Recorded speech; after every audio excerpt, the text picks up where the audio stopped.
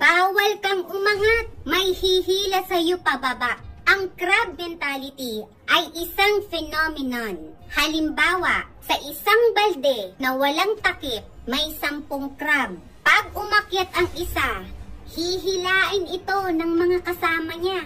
Ayun, mamamatay silang lahat sa gutom. Sadly, hindi lang sa crab nangyayari ito, pati sa tao.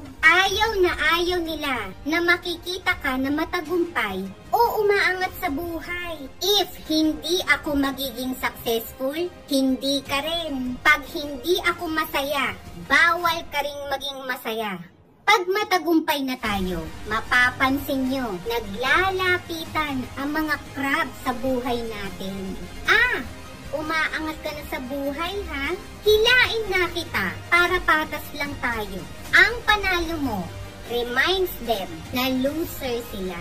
Ang kasiyahan mo, pinapaalala lang sa kanila kung gaano kalungkot ang buhay nila. That's crab mentality at its finest. Lift others up and celebrate their success. Promote natin ang kultura ng collaboration and support. Labanan ang cancer.